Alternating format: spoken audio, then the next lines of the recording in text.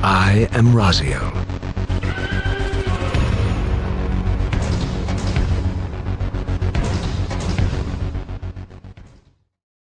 What's up guys, Raziel here, and here is the third guide in my Eden Normal Mode Guide series.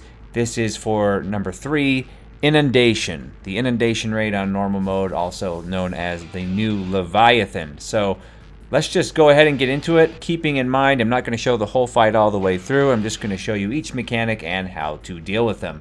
For the rest of the raid guides, see the description below. The first mechanic, Tidal Roar, he will do throughout the fight. It's just a party-wide AoE, mitigate and heal through it as necessary. The next mechanic is Rip Current. It will target the main tank. It is the Tank Buster, and it will do a lot of damage to him as well as anyone standing behind him or close by, as you can see on the screen. Just make sure that the tank is either to the left or the right and the entire party is in the middle, or the entire party is to the left or right and the tank is in the middle to deal with this mechanic properly. The next mechanic, Temporary Current, will always either go from northwest to southeast or vice versa. It's going to cross to where only one corner of the room is safe. One or two corners of the room is safe. Just make sure you have plenty of time. Run to that corner. Keep in mind this mechanic comes in several times throughout the fight. It's a pretty consistent thing. And as you'll see later in the fight, the platform is changed a bit, so dealing with this becomes a little more difficult, but overall it's a pretty simple mechanic to deal with. Next mechanic up is Drenching Pulse. Now this thing will fall down on you if you don't get out of the way. As you can see the ground markers. Immediately after though, you're going to be targeted by markers that want you to spread out so that you don't hit other members of the party. I highly recommend though when this happens, you don't stray too far from the center, because he really likes to follow this mechanic up with a Temporary Current. So don't hit people if you get marked, and get out of the ground effects, and you should be fine if you run to a safe corner for the mechanic that follows up.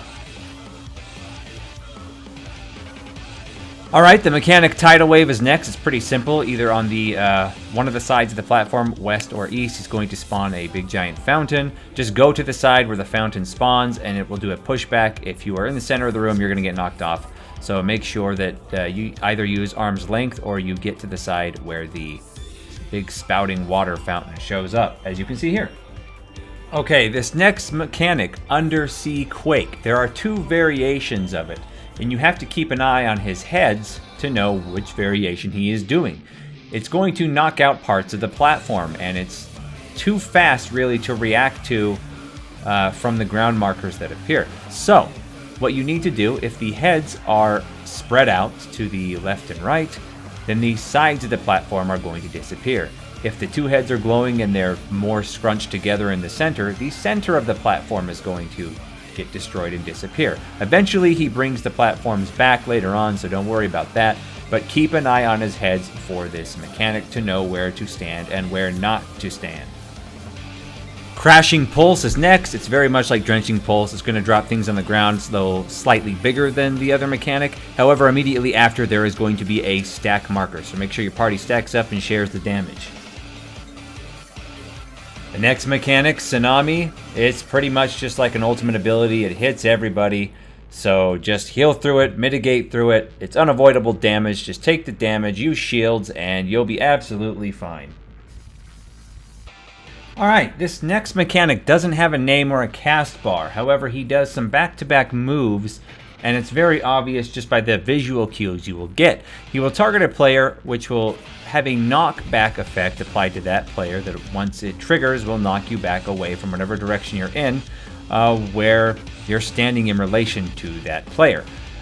Immediately after, he'll generally throw down a stack marker, so you want to be trying knocked in the same direction as your entire party, so you're already together for a stack, which then immediately after, he will give one player a ring AoE debuff, so that player needs to get far away from people. If you're near that person, you can stack on them so that you're in the open circle of the ring, and then the other people have spread markers as well, as you can see indicated on the screen.